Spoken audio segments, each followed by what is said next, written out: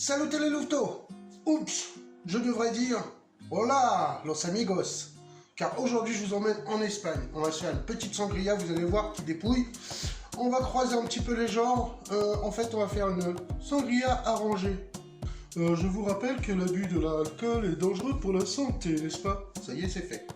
Alors pour cette sympathique recette, nous aurons besoin de 2 oranges. Voilà, je les ai déjà épluchées. 2 pommes, je les ai déjà épluchées. Des clémentines ou mandarines, selon ce que vous allez avoir, je les ai déjà épluchées.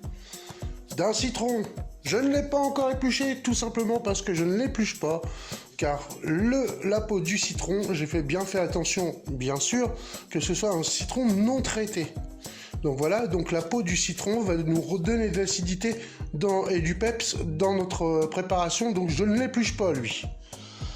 2 bananes, d'un demi-verre de rhum blanc,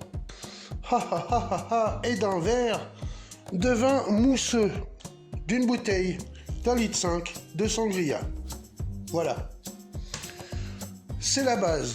On aurait pu prendre directement du vin, mais moi j'ai voulu partir sur la base d'une sangria déjà prête et l'arranger quoi. C'est pour ça que j'ai appelé ça la sangria arrangée.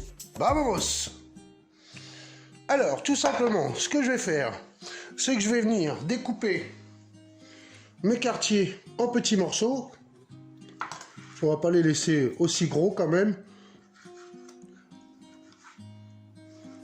En fait, plus vous couperez petit, et plus ça va avoir de facilité à s'infuser.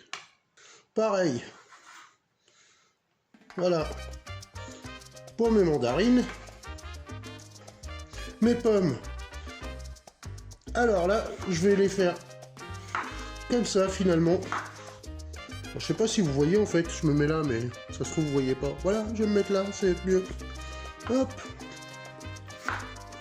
Pareil, des petits bouts.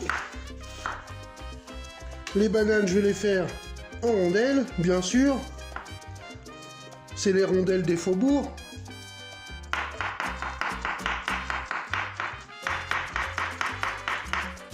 Vient le tour du citron, donc tout simplement, vous le coupez en demi. Hop, vous le recoupez en demi-quartier comme ça. Et ensuite, hop, encore des demi-quartiers. D'accord? Et là, hop, tout simplement. Ensuite, on vient y déposer notre demi-verre de rhum, notre verre de vin mousseux.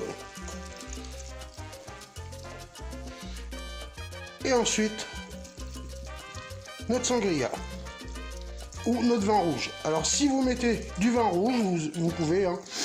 Dans ce cas-là, si vous partez à la base d'un vin rouge, vous mettez tout simplement du vin rouge et vous rajoutez, on va dire, à peu près 100 g de sucre. On mélange bien le tout. Voilà. Alors, il faut savoir que le secret d'une sangria bien faite, en théorie, c'est une sangria dont les fruits ne sont plus à la surface. Se sont gorgés, elles sont retombées dans le fond de la casserole. Voilà. C'est comme ça qu'on sait que la sangria est prête. Voilà, on va la mettre au frigo. Voilà, tout simplement. Et on va les laisser macérer minimum, donc 12 heures. C'est le minimum. On recouvre, bien sûr, et hop, au frigo. Ainsi s'achève cette vidéo. Je vous remercie de l'avoir regardé. Je vous remercie aussi de liker, de commenter et de partager même. Je vous dis donc à très bientôt et surtout prenez soin de vous et des vôtres. Allez, bisous les louveteaux.